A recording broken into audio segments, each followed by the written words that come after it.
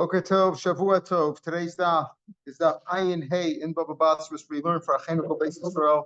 Mishrat Hashem will finish the Agadata that we began on Friday. We'll finish it today. We left off today's daf. We'll start from in the wide lines on Ayin Hey, about the fifth line down. Amar Rabbi Yochanan. Hashem is going to make in the future a great feast for the righteous. We talked yesterday about the Leviathan, the Leviathan, the great whale, gigantic fish, whatever you want to call it, mammal. From the basar of the Leviathan, we talked yesterday about the male and the female, and Hashem will from the carcass of the Leviathan, Hashem is going to make a great meal for the. You notice he's giving him a meal of fish, so there'll be no fight about the hashgacha. You know, if it was meat, then I have hashgacha. I'm not eating this one, not eating that one. The fish, I'll have the fish. You know, so not a problem. Right? Shenemar yikaru alai chaborim. The friends will have a feast with them. The ein korel suda refers to a suda. Shenemar ve'echolem kara gedola. Made for them a great feast. Vayochlu, and they ate. Vayishnu, and they drank. Bein chaborim or chaverim elotam b'chacham shenemar. Hayoshevas b'ganim, who sits among the gardens. Chaverim makshibim lekolech.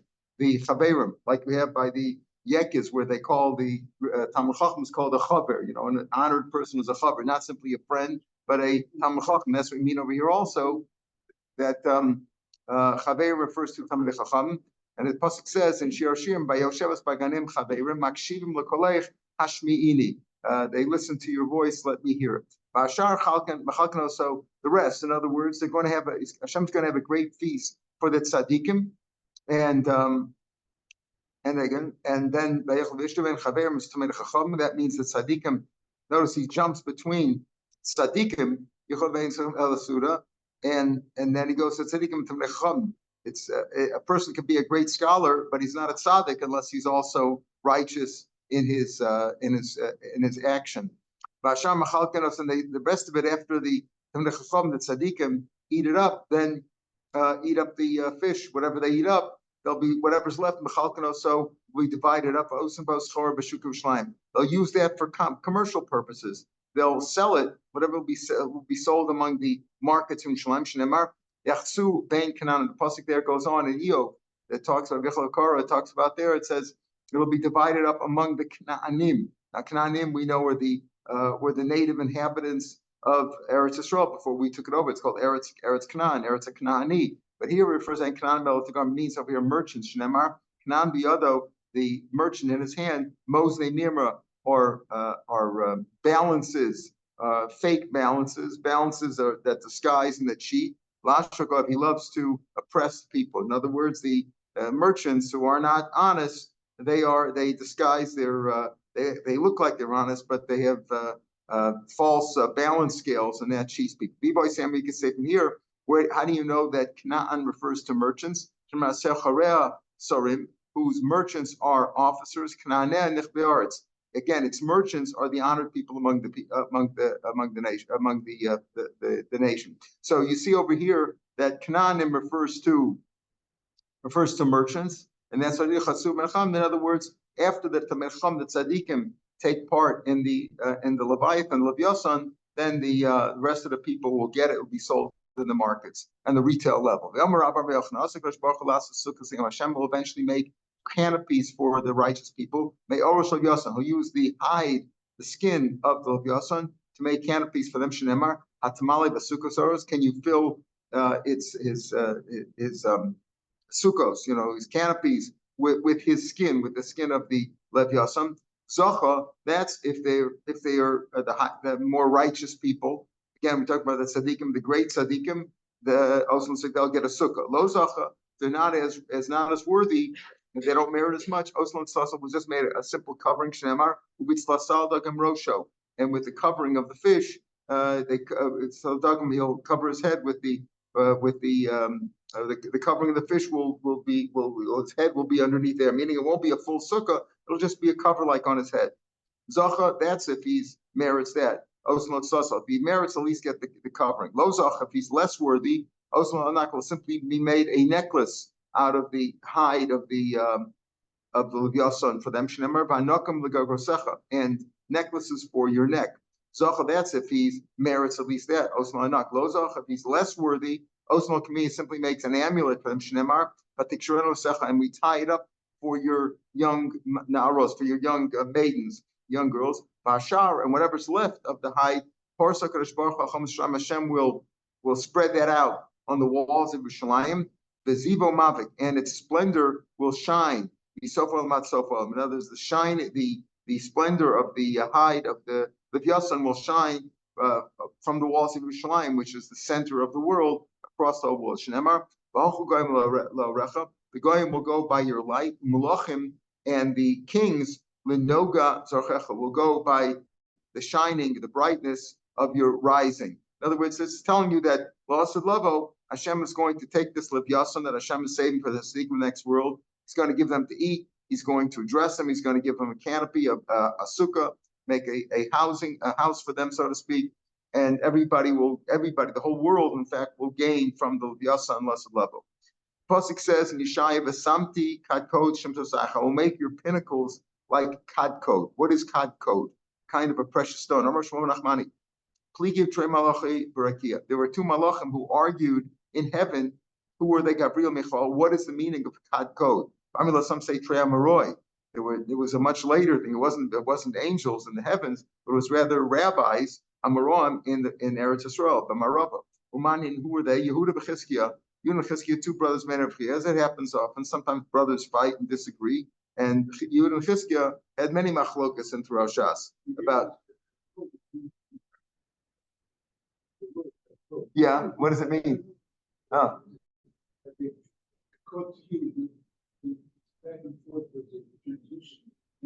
Ah, okay.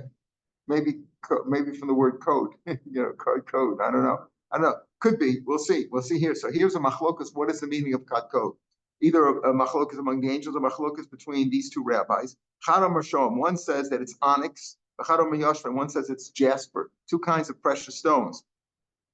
And you might ask, Rashbam asks an interesting question. Well, I'm Kadosh Baruch Hu. So Hashem said, "Lahavi kadeinu kadein." Kad code, right? The double Lashon kad code. Hashem says, "Okay, both will be right." In other words, Hashem said, "I'm going to make your pinnacles kad code." So is it onyx or is it jasper? It's okay. It's machlokas. I'll make them both. I'll do both. So Rashbam over here says, "Hanukkah code." Mishoam v'ashbeitif. It's going to be built from both of them. There's kad code first of all. And Rashi says, Rashbam says, how could Hashem say that it's going to make? In other words, the kad code presumably had one translation. What is kad code? It's a kind of a precious stone. Which is it? So there's a machlokas among the rabbis which one it is. So Hashem said, okay, it'll be like both. But how could, when the pasuk was said by the Navi, how could Hashem said it's going to be both based on what the rabbis later on are going to interpret? There's going to be a machlokas between the two rabbis. What's the translation? So based on that machlokas, retroactively, so to speak, Hashem said, okay, it'll be like both of them. So Rashbam says, Kodem it was way before the sons of Rechia a long time. Yeshaya had such a prophecy. When Yeshaya said the pasuk, and I'm going to make your pinnacles kad code. What is kad code? Whatever the rabbis will say later on, it is. And even if there's a machlokas later on, what it is, it'll be like both of them. That's how Hashem did it. It's like it's like Hashem knows what's going to happen, what we're going to choose, and how we're going to interpret things later on. Based on that, Hashem already gave the pasuk and said it's going to be both. Pasuk says, "Usharayach and your gates lavnei ekdach were made out of carbuncles." That's ekdach. The Yosef, Rabbi Yochanan, famous story. Rabbi Yochanan was sitting with the Darish, and he expounded as follows: Hashem is going to eventually bring precious stones, margolius, and pearls, and he's going to bring Shem Shloshim Ashafim, gigantic pearls and precious stones, 30 by 30 amas. Imagine a stone that big, 30 by 30 amas. And he's going to carve out of them Esra al-Asrim. Out of the 30 by 30 framework, he's going to carve out like a hole in them of 10 by 20 amos. Might be in Mishar Shalayim. And it's going to be in the Shar of Yerushalayim to shade like a great entranceway into Yerushalayim of this precious stone. Liga Levos Thomas. It was a Talmud who laughed, who scorned Rabbi Yochanan. He says, how can you have a precious stone that big? Hashda bebeasa that silsila. We don't find any stones even the size of a small bird's egg. A tiny bird's egg, very small. We never find even precious stones that big. So, can you think we're going to find a stone as big as that, 30 amas by 30 amas? Eventually, if ligas vinasabiyam, this student who scorned Rabbi Yochanan and says, how could that be? How could you say something so fantastic, such a gigantic stone? He was in the ocean, as we saw the other day. When you're in the ocean, a lot of things happen, right? He saw the ministering angels in heaven. The Yosvi, he had this vision while he was in the boat. He was a Talmud, so maybe he had this vision. So they were sitting and they cut out these great precious stones. He saw exactly what Rabbi Yochanan had said is going to happen. He saw them cutting out precious stones that were 30 by 30, and they cut out a portion of it, like a cutout of 10 by 20. And he said to the angels, Hani Laman, what are you doing with these gigantic stones? They said, Hashem is eventually going to make them put this great stone in the at the gate of Yerushalayim. So now the student came back after his boat landed back in Eretz Israel, and he came back to Rabbi Yochanan. He said, Drosh Rebbe, you should expound. What you darshan is very pleasant, is right. Kasher Marta can we see exactly what you said is going to happen. I saw the angels preparing that for the future. Amalo, so Rabbi Yochanan said, Reka, empty-headed one. Il Mole, Reisa, had you not seen it? Lo Manta, you don't believe in my drasha? I'm giving Torah here. You're scorning the words of the Chachamim. He gave him the eye, so to speak, gave him the ayin hara, and he turned into a pile of stone. In other words, it's not that he wanted to kill him, but that was he was upset with this Talmud for doubting Rabbi Yochanan's drasha, which was really like a prophecy. Meisvei, how can you say that the gate of Yerushalayim will be this great stone, which is only 10 by 20? The cutout is 10 by 20. That's how people will go in. It's got to be bigger than that. Pasuk says, right, and at the end of the this is before the Tochacha, at the beginning of the bracha in Bechukosai, right? And I will lead you upright. So upright into Eretz Yisrael. Ramei Romer Masai Mama. You know what upright means? 200 arms. Doesn't mean that the people will be that big, but it'll be like Kilu. You'll go with a great upright. Kishtei Komashalotam Arishan. Arishan was originally up to the sky, and then he was after he sinned, he was put down to only 100 amos, and this will be komemios, like the double lashon of komemiyut, double mem there, like doubling it up will be 200 amos. Okay, that was how you'll be led up like in great, in a great pillar, 200 amos high, so to speak. It's a little, it's like a guzma, but you'll go higher. May ama, only 100 amos. In other words, maybe that'll be the height of all the people together or whatever. They'll come up in a great mass. It doesn't mean I don't think the individuals will be that tall, but it just means that you'll be tall. Rabbi Yomer, May Amma, can I get Heichal? Only 100 Amas, like the Heichal B'Kosov, like the Heichal, the temple, and its walls. Shenemar, Asher Benenu, Kenetim, our children are like plants, Mikudolim, Benoram, plants who are like saplings grow up in their youth. Benoseinu, our daughters, Kazavios, Muchtibos, like the hewn corners, Tabna Seichel of the Heichal. So in other words, as far as the Heichal, so if the Heichal was 100 Amas, Rabbi Yehuda says, so how could you say that the entrance was only 20 by 10? 20 by 10 would not allow that, would not be enough to get in. If it says they will be that tall, come with Alidim, you'll be walking through. To be walking through like 100 Amas, how could it be? This is only 20 Amas by 10 Amas. Rabbi Yochanan was only talking about the windows. The Bezika said the wind should come through like ventilation windows. He was only talking, that was that. Doesn't mean the gateway will actually be 100 Amas or 200 Amas, the gate into Yerushalayim, right? It'll be like the walls of the Heichal. It'll be like 100 Amas, like this. Shlomo's, it was like 100 Amas. It'll be very tall, but the window in there will be like 10 by 20. Another thing that Rabbi said in Rabbi Yochanan, just like we started with today, Rabbi Yochanan. Hashem is going to make eventually 7 canopies for each and every righteous person. Shnemar, Ubara Hashem al kol mechon Hartzion. Hashem will create on each habitation in Hartzion and Mount Zion, and on its assemblies, Anan Yomam, a cloud during the day, Ba'ashan, with smoke, Binoga Eish Lahava B'Layla, and it sounds like, Hashem led them through the desert, right? Anan Yomam Ba'ashan during the day, Binoga Eish, and the shining of fire, Lahava, of a fiery flame, Laila at night. Kial Kol Kavod Chupa, for every honor there will be a canopy. What do we mean by that? Every tzaddik will get a canopy, like we talked about before, making a canopy out of the Levyasan's skin, out of his hide. Hashem is going to make everybody a canopy according to his honor, according to how great that tzaddik was. Why would you need smoke over here by this chuppah? You're talking about that Hashem is going to make a chuppah for everyone, and with smoke. What's the purpose of the smoke? Whoever was not generous in supporting Talmidei Chachamim in the next world, his eyes are going to be full of smoke, and then he won't see well. The Eish B'chuppah Lama. What's the point of fire? You say at night there'll be fire. What's the point of Eish in the Chuppah Lama? Each one was scorched by the chuppah, meaning each one was jealous that the other guy had a bigger chuppah because he was more honored. So each one, so to speak, was scorched by the chuppah of the other one. That they had, it was like fiery.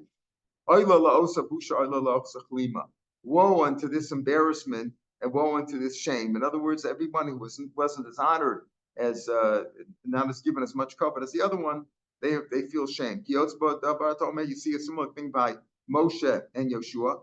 Hashem said to Moshe, put from your honor, your glory, put that on Yeshua as well. He says, from of your honor or your majesty, put on him. Not everything. And it's not going to be as honored as you are, Moshe. The elders of that generation said, the face of Moshe shined like the face of the sun. Yeshua was only, his shining will only be like the face of Levana, meaning not as powerful as that of the sun. Woe unto this embarrassment, woe unto this shame. Again, that, even though they were both great, Moshe and Yeshua were both great, but obviously you couldn't compare Yeshua to Moshe, was on a much lower level. And the same thing with the various tzaddikim, and that's what the burning is from. Amr Chama, Rab Chanina, or what's the gear? Rab Chanina, yeah. Hashem made 10 canopies for Adam Rishon. Began Eden, Gan Shnemar. It says, "Be'eden Gan Elokim Hoisa Kol Even Yikara." Every precious stone was there. In other words, he made like a chuppah from each of these precious stones. The pasuk, and my Gemara doesn't show up, but the pasuk Necheskel lists 10 various stones, including the Ekdach, the Yoshbe, the Shom, all these various stones. 10 stones. There's actually 11. Shnemar Kol Even Yikara. When it says each and every precious stone, you count the words Kol Even Yikara as an 11th stone. So you have 11. The worst of the stones, in other words, the lowest value, the cheapest of the stones was gold, right? The Kachashav Leila himself, because that's mentioned at the end. The last one is, in other words, went in order of Chashivas, meaning to say gold, which we hold to be so precious, was the least precious of these stones. My Meleches to the pasuk there goes on, the work of your timbrels and your holes. What do we mean there? In you or Bach. Hashem said to Moshe, Techiram Melech Tzur, who had sent his wood and his trees and all that. They got it from him, and that was in what's today Lebanon, called in English Tyre. Tzur is Tyre in English. Hashem said to him, so to speak, because Hiram, on the one hand, he supplied a lot of the materials for the Beis Mikdash. On the other hand, he considered himself to be a god. So Hashem said to him, I looked at you, because of your arrogance and that you think that you're going to be like a king. When I built the world, I said you're going to rebel and make yourself a god. And therefore, I put in people and humans, I put all kinds of holes and hollows to show that you're not so solid. You're not really a god. Some say, this one he means, I looked at you, Hiram, V'kanasti misa alon rish, and I decreed that there'll be death. Before you, I thought maybe people will live forever, but because of you, I decided that people will die. My Valmikra'el, what does that mean? And on its assemblies, Pasuk said what we said, I'll call Machon Artzion, on every habitation of Artzion, Valmikra'el, and its assemblies. What do you mean that? Amarav Rabbi Yochanan, Loku Shalom Shalom Mazeh, Yushalom Shalom Abba. Interesting thing that he says over here, that he's talking about the future, right? I'm going to do this. Bor Hashem, Al-Tzikot Tzaddik is going to build everything. What do we mean by that? All assemblies. Famous line Rabbi Yochanan said, Yushalayim Olam Hazeh is not like Yushalayim Abba Olam Abba. Lo Ki Yushalayim Hazeh Olam Shalom Shalom. Lo Ki Yushalayim Shalom Hazeh Yushalayim Shalom Abba. Yushalayim in the next world will not be like the Yushalayim we have today. Yushalayim Olam Hazeh Kol Eretz Alav. Whoever wants to live, we all live in Yerushalayim, right? We all made Aliyah, live in Yerushalayim. Whoever wants to, there's no rule that you can't. Anybody can make Aliyah and come to Yerushalayim. Shalom Abba ain't Olin Ela Hamuzuman in law. Yerushalayim Lavo. Only the people invited will be able to come in. So my own interpretation is here is that those who made Aliyah before in this world, like us, we get an automatic. We're already here, right? We're already here. So maybe we came before, right? We came before, so maybe we get an automatic entry, an invitation. The other people who didn't come yet, not so sure they'll be allowed in. Another thing he said, Elam Zumanallah. Shinamar says, those who were called, only those who were called, well, they will be able to come in, not everybody. Another thing Rab said in eventually, tzaddikim themselves will go by Hashem's name. Shinamar, call a nikr b'shmi, whoever's called by my name. And I created him for my honor. Yitzartiv, I created him. Afasisim, I made him. In other words, he's called by my name. What does that mean? That a tzaddik will be called by Hashem's name, like Hashem. That doesn't mean the Shem Shalar 42 Osios, but it means he'll be called like Hashem, be called a Chashra person. Another thing that he said, Amr Shmuel Manachmani, Amr B'Yonasan, Amr Shmuel Manachmani, there are three people, three things, let's say, three entities are called by Hashem's name. And what are they? Tzaddikim, the righteous people. Mashiach himself will be called by Hashem's name. Yerushalayim is be called also by Hashem's name. Tzaddikim are Amr. The pasuk we just quoted, called Nikr B'Shmi L'Chvadi B'Rasi Yitzartim Avasisiv. That's referring to tzaddikim. They're called by Hashem's name. He says, call Nikr B'Shmi. He's called by my name. So the first thing is tzaddikim will be called by Hashem's name. Mashiach the Siv. V'zeh Shmo Asher Yikru Hashem Tzidkenu. This is his name. It'll be called Hashem, our righteous one. That's his name. We're talking about Mashiach, and he says, that's his name. Hashem. His name is Hashem Tzidkenu. So you see that his name will also be, Hashem will be part of his name. Yerushalayim b'chsiv, it says, this is the last pasuk in Sefer Yecheskel.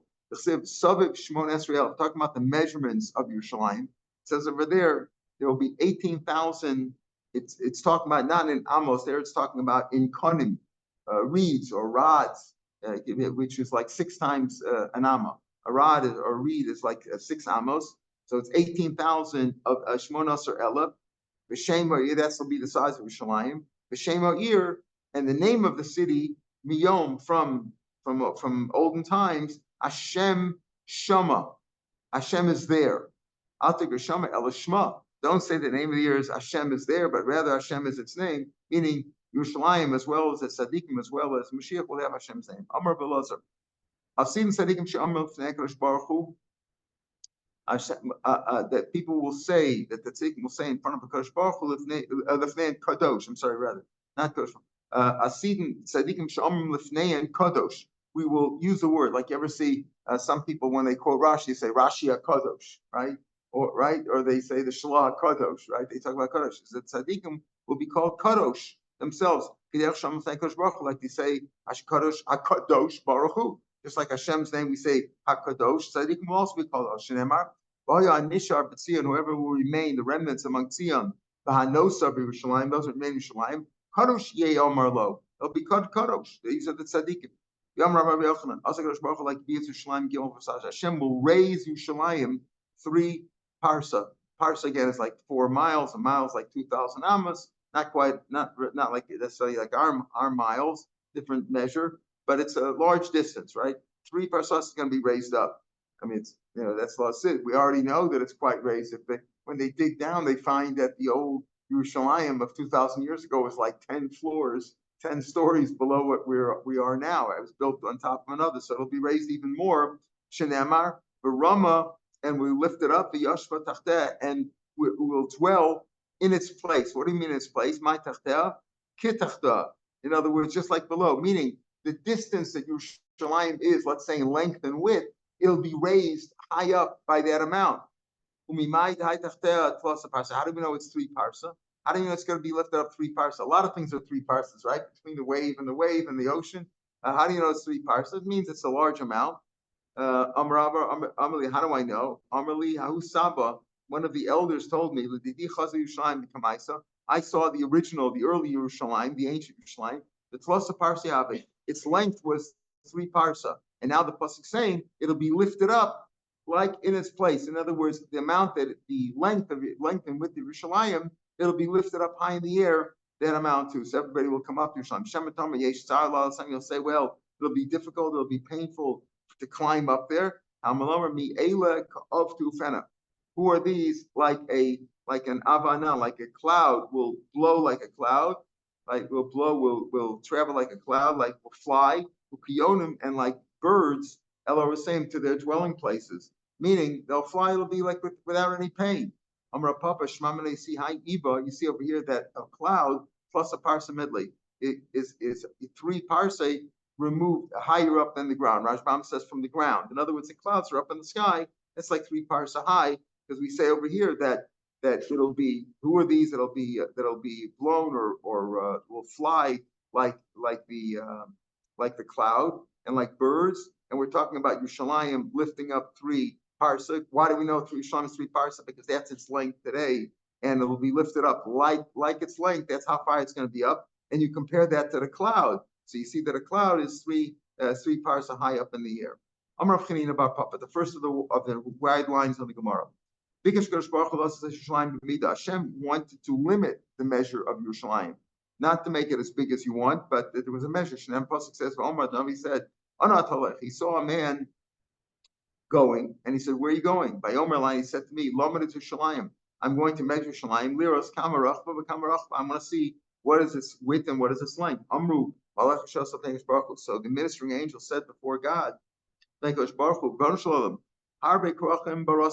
you've made many large cities in your world, belonging to the nations of the world, Paris, New York, big places, right? Or at least Baghdad, whatever places were in those days. You didn't limit their size to say it can only be this length or this width. Yerushalayim, which your name is in it. And the base of Mikdash is in Yerushalayim. And the people who live there, many of them are tzaddikim.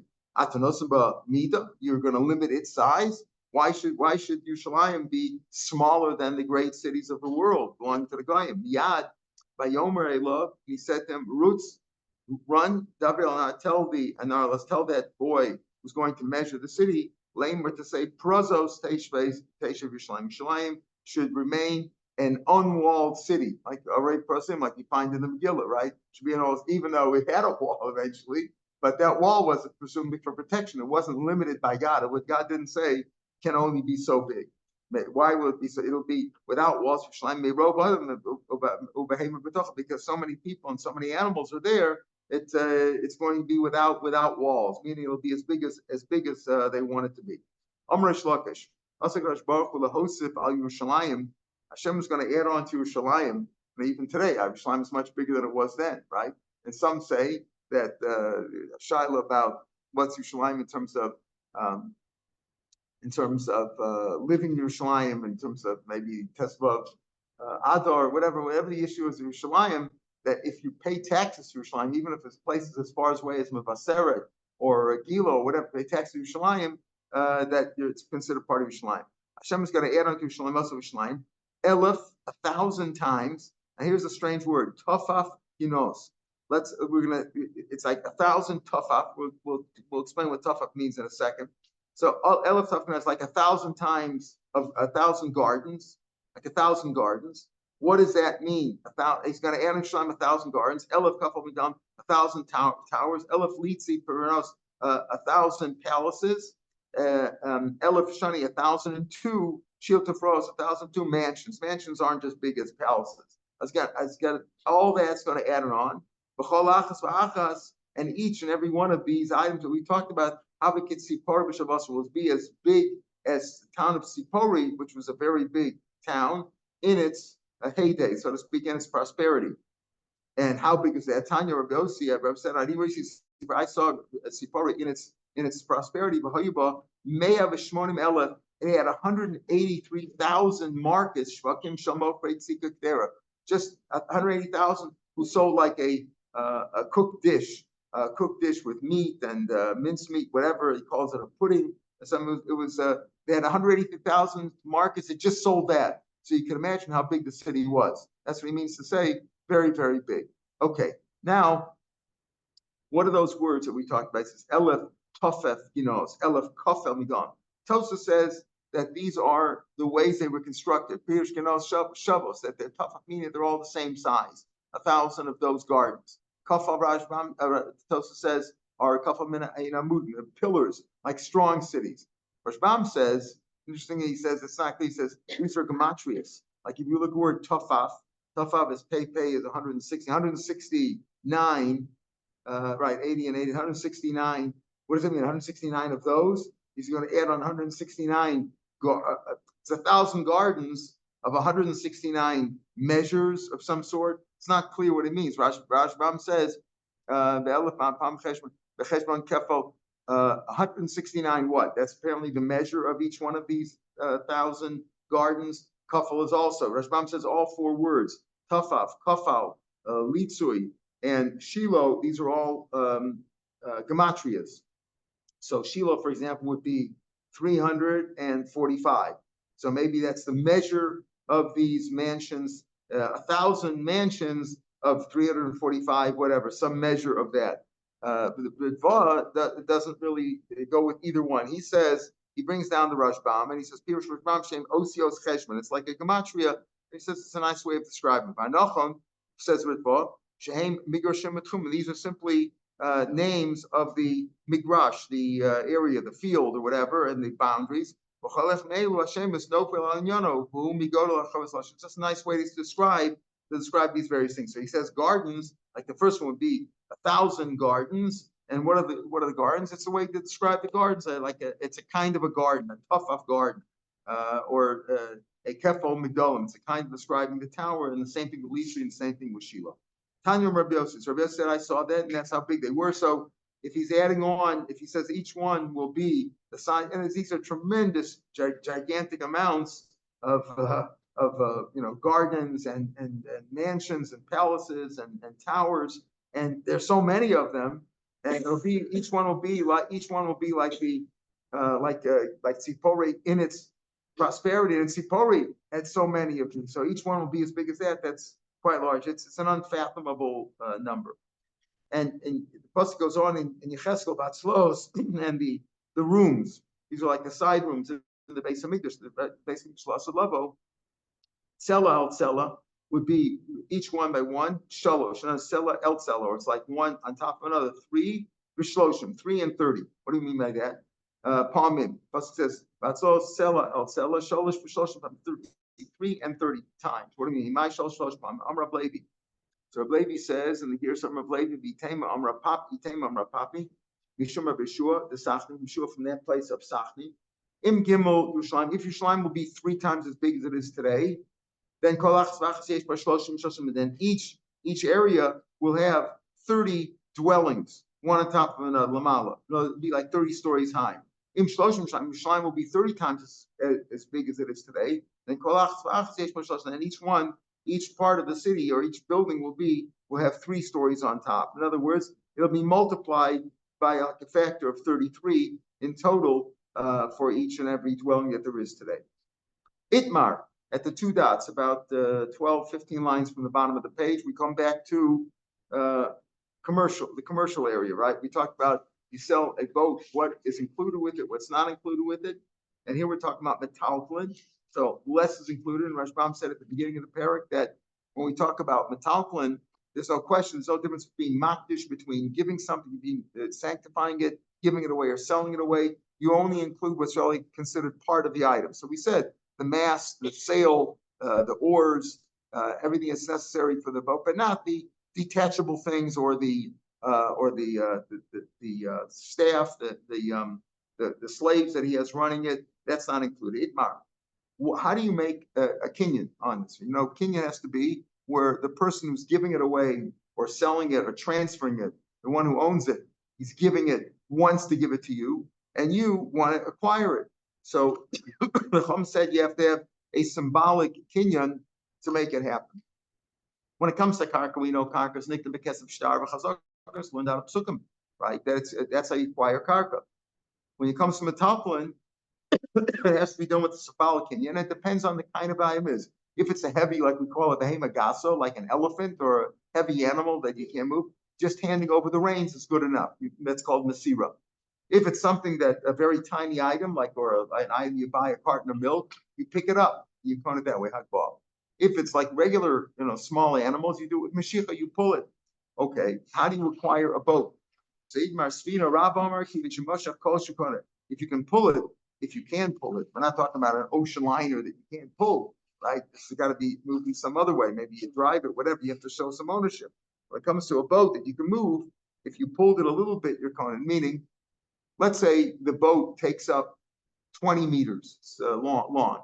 You don't have to move it 20 meters. You move it just a little bit. That's good enough. You move it tefach, so you just showed some ownership. That's enough. That shows ownership. Shmuel Omer, Lokon Hachim for school. No, you got to move it. In other words, you got to move it. You have to totally displace it from its current spot. Totally take it. If it's 20 meters long, you got to move it a full 20 meters out to make a mashicha. What's the difference?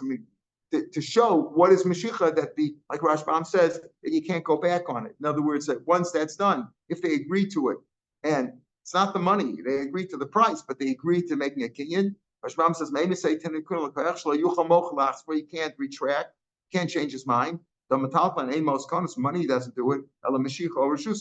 Money doesn't do it either the rice or drabanim because of Shema Yisrafufi Techabalia. You'll argue that maybe Midaraisa does, but Lamaisa, money does not acquire it. Either the Raisa or drabanim. Money doesn't work. So how do you do? We do kinyan. Okay. So do you have to move the whole thing? You just move it a little bit or displace it totally. So that's a machlokas Rav and Shmuel. Rav says just a little bit. Shmuel says you got to displace the whole thing. Let's say it's machlokas tanon. Okay, it's masir. When you come to an animal, how do you make a kinyan? So it comes to masir, like we said, a large animal. You just have to hold on to its reins. If you grab it on by its hoof, the sarah by its hair, ba'ukaf shaleh on its saddle, grab onto the saddle or b'shal shaleh or its saddlebag. B'prum yishabapia. If you hold on to the bit in its mouth, the zuk shabasvara or the bell on its neck, any of those things, that's kinyan. You made masir. You took hold of it. The owner said, take hold of it. You took hold of it. That's good enough. Ketz mashicha. How do you make a kinyan with mashicha when you pull it? So there's two ways to pull it. Either you pull it by calling to it. You can whistle. If you're not a whistle, you whistle to the animal, and the animal comes to you. You caused it to move. Right? There's a human interaction there. You did something. That's mashicha. Or you hit it with the staff and it came before you. In other words, it ran in front of you, meaning you caused it to move one way or another, either with your mouth or with your hand, with your stick. So that's mashicha. So what does it say there? How much do you have to move the animal? So the Tanakama here says, kiban she'okra yad v'regel kana. Okay, so as soon as you moved it a little bit, that's good enough. Meaning, what do you mean a little bit? Yad v'regel, a foreleg and a hind leg. Means the animal didn't move yet, really. He just moved part of its body by moving its one hand and one foreleg and one hind leg. You call it Ravacha, Bamila, Ravachi, either his name was Ravachi or Ravacha. Omer, he says, Achelch Melok Masa. No, it's got to move the whole body. Melok Masa doesn't mean its height. Koma sounds like it means its whole length.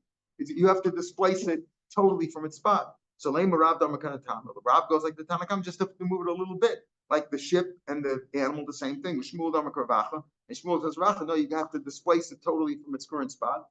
Rav says, no, it's not necessarily the same machlokas. Animals and ships are different.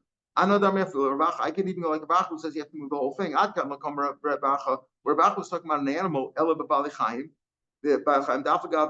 Akra Yad Regel, even though it moved a hand and a foot, again, a foreleg and a hind leg, it's still staying in the same place. And as the animal, if it didn't move all four legs, two of those legs are still in the same spot. It hasn't moved really. It just moved its two legs, but it hasn't moved. Aval svina kim denota b'porta not a kula. But a boat, even if it's 20 meters long and you moved it a few inches, a tefach, the whole thing moved. So that's different. So therefore, Rav says if you move it a little bit, that's good enough. Animals are different. And Shmuel, who says that you have to displace the boat totally from its current spot, because I could even go like the Tanakama, who says by an animal, a foreleg and a hind leg is good enough. By animals, livestock, to keep the yad regel. Once it started moving a foreleg and a hind leg, the other legs will follow. It's automatic, right? It started moving two legs, the other legs are going to follow. The other ones are obviously going to move too. Once it started moving a little bit, it's going to follow it up. It's like if you take a step, the other step will follow. Aval svina, but by a boat, imash like kula any lolo. Either you have to move it totally from a spot. Meaning, I could say, and Shmuel, who says you have to displace the whole thing, he can even go like the Tanakama animals, because he says whether it's animals or boats, the whole thing has to be moved out of it. It has to be displaced from its total spot. But by an animal, if you move the 2 feet, a foreleg and a hind leg, the other legs will follow. So the whole thing will be displaced eventually. And Rashbam says it'll automatically follow. And moving the whole body, Rashbam says Akiras Arba Raglea is already considered most like technically you could argue it can move all its feet and still partially be in the same spot, but that's considered moving the whole body.